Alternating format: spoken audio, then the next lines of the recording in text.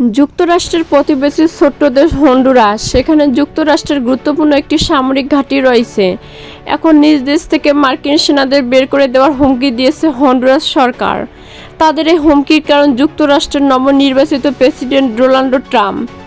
আগামী 20 জানুয়ারি পাকাপাকিভাবে হোয়াইট হাউসের গদিতে বসতে যাচ্ছেন ট্রাম্প। এর মধ্যে তিনি হুমকি দিয়ে রেখেছেন, ক্ষমতায় গেলে মধ্য আমেরিকা থেকে যুক্তরাষ্ট্রে যাওয়া অভিবাসন প্রার্থী ও শরণার্থীদের তাড়িয়ে দেবেন। ট্রাম্পের এই পরিকল্পনার বলি হতে পারেন হন্ডুরাসের লাখ লাখ মানুষ। চলুন দেখে নেওয়া যাক বিশ্বের সবচেয়ে বড় পরাশক্তি এবং তার ক্ষুদ্র প্রতিবেশীর মধ্যে এই দ্বন্দ্বের মূলে কি রয়েছে, বর্তমান পরিস্থিতিতে কেন তা গুরুত্বপূর্ণ এবং দুই দেশের মধ্যে যে সম্পর্ক রয়েছে তাতে এই দ্বন্দ্বের অর্থ কী। খ্রিস্টীয় নববর্ষ উপলক্ষে দেওয়া এক বার্তায় হন্ডুরাসের প্রেসিডেন্ট জিউমারা কাসমো হুমকি দিয়ে বলছেন, ডোনাল্ড ট্রাম্প যদি তার দেশ থেকে অনিবন্ধিত অভিবাসীদের গণহারে বের করে দেওয়ার পরিকল্পনা জারি রাখেন, তাহলে দেশটির সঙ্গে সামরিক সহযোগিতার বিষয়টি পুনরায় বিবেচনা করবেন তিনি। প্রেসিডেন্ট কাস্ট্রোর ভাষ্যমতে, যুক্তরাষ্ট্র থেকে গণহারে অভিবাসীদের বের করে দেওয়ার ঘটনা ঘটলে হন্ডুরাসের দেশটির সামরিক স্থাপনাগুলো, বিশেষ করে কোনো বিমান ঘাঁটি চালু থাকার সব যোগ্যতা হারাবে। এইটুকুই নয়, হন্ডুরাসের মাটিতে দীর্ঘদিন ধরে মার্কিন সামরিক বাহিনীর উপস্থিতির আরও বড় পরিসরে সমালোচনা করেছেন তিনি। টেলিভিশনে সম্প্রচার করা এক বিবৃতিতে কাস্ট্রো বলেন, আমাদের ভাইদের গণহারে তাড়িয়ে দেওয়ার যে বৈরী মনোভাব দেখানো হচ্ছে তার পরিপ্রেক্ষিতে যুক্তরাষ্ট্রের সঙ্গে সহযোগিতার নীতিতে পরিবর্তন আনার বিষয়টি আমাদের বিবেচনা করতে হবে। বিশেষ করে সামরিক ক্ষেত্রে দশকের পর দশক ধরে এক পয়সা না দিয়েও তারা আমাদের দেশের সামরিক ঘাঁটি পরিচালনা করছে। মধ্য আমেরিকায় যুক্তরাষ্ট্রের বৃহত্তর সামরিক কার্যক্রমের অংশ হন্ডুরাসের কানো বিমান ঘাঁটিটি। এ অঞ্চলে কমিউনিস্ট হুমকির বিরুদ্ধে লড়াই করে 80-এর দশকে ঘাঁটিটি গড়ে তোলে ওয়াশিংটন।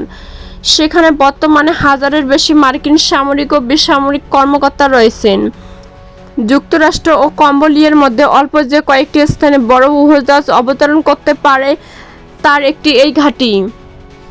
মধ্য আমেরিকা অঞ্চলে দ্রুত মার্কিন সেনা মোতায়েন করতে গুরুত্বপূর্ণ ভূমিকা পালন করে কানো বিমান ঘাঁটি।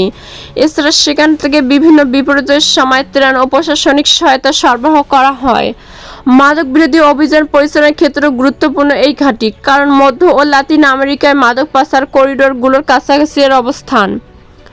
যদিও হন্ডুরাসের সাবেক প্রেসিডেন্ট হুয়ান অরল্যান্ডো হার্নান্দেজের সরকারের প্রতি ওয়াশিংটন সমর্থন জানানোর পর দেশটিতে ঘাঁটি নির্মাণের যে যৌক্তিকতা যুক্তরাষ্ট্র দেখিয়েছে তার সমালোচনা করেছেন কয়েকজন বিশেষজ্ঞ। অর্থ পাচার ও মাদক সংক্রান্ত অপরাধের জন্য 2022 সালে হার্নান্দেজকে যুক্তরাষ্ট্রে প্রত্যর্পণ করা হয়। তিনি নিউ ইয়র্কে 45 বছরের কারাদণ্ডের সাজা ভোগ করেছেন।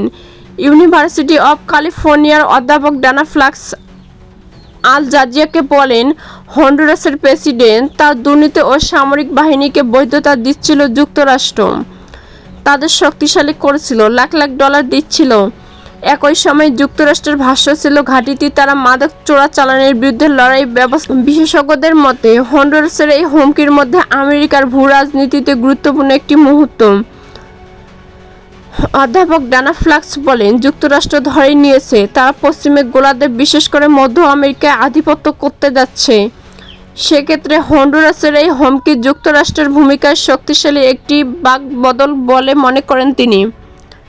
ডানা ফ্লাক্সের ভাষ্যমতে, যখন চীনের সঙ্গে যুক্তরাষ্ট্রের প্রতিদ্বন্দ্বিতা চলছে তখন হয়তো কানো ঘাঁটি ধরে রাখতে চাইবে ওয়াশিংটন। বর্তমানে মধ্য আমেরিকায় চীনের মতো কোনো সামরিক উপস্থিতি নেই।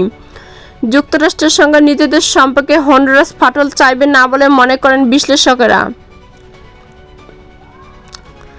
বিদেশে অবস্থান করা নাগরিকদের পাঠানো রেমিটেন্সের উপর হন্ডুরাসের নির্ভরশীলতা রয়েছে। 2022 সালে দেশটির মোট দেশজ উৎপাদনের 27% এসেছে রেমিটেন্স থেকে। আর হন্ডুরাসের প্রবাসী নাগরিকদের সবচেয়ে বেশি বসবাস করেন যুক্তরাষ্ট্রে। ওয়াশিংটন ভিত্তিক গবেষণা প্রতিষ্ঠান পিউ রিসার্চ সেন্টার হিসেবে হন্ডুরাসের জনসংখ্যার 5% থাকেন যুক্তরাষ্ট্রে, যার সংখ্যার দিক দিয়ে 5 লাখের বেশি। যুক্তরাষ্ট্রের অর্থনীতিতে গুরুত্বপূর্ণ ভূমিকা পালন করে হন্ডুরাস, বিশেষ করে শ্রম খাতে।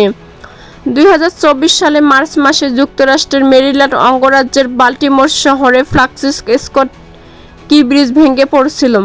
ওই ঘটনায় 6 জন নির্মাণ শ্রমিক নিহত হয়েছিলেন।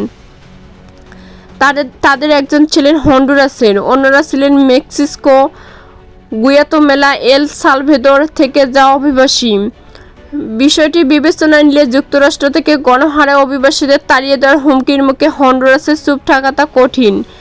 দেশটির উপ-পররাষ্ট্রমন্ত্রী টনি গার্সিয়া বলছেন, 2025 সালে যুক্তরাষ্ট্র থেকে 2,50,000 হন্ডুরাসের নাগরিককে বের করে দেওয়া হতে পারে। এতে বড় আঘাত আসতে পারে রেমিটেন্স তথা দেশটির অর্থনীতির উপর। বিশ্লেষকদের অনেকের মতে, হন্ডুরাসের এই হুমকির লক্ষ্য তাদের নীতিতে দ্রুত কোনো পরিবর্তন আনা যায়, বরং এটি আলোচনার বসার একটি কৌশল। আর মার্কিন নীতিতে অর্থপূর্ণভাবে পরিবর্তন আনার সক্ষমতা হন্ডুরাসের নেই।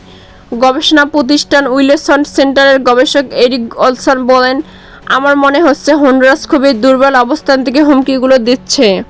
ওলসনের মতে, এই হুমকির মাধ্যমে যুক্তরাষ্ট্র ও হন্ডুরাসের সম্পর্কে বড় পরিসরে প্রভাব পড়তে পারে। বিশেষ করে ডালপন্থী রিপাবলিকান সরকার যখন যুক্তরাষ্ট্রের ক্ষমতায় আসতে যাচ্ছে, তখন এই হুমকি দিয়ে আগুন নিয়ে খেলা শুরু করেছে হন্ডুরাস সরকার। গবেষক এরিক ওলসনের ভাষায়, আমি ভাবতেও পারি না যে হুমকি প্রেসিডেন্ট ট্রাম্প সবাইভাবে নেবেন।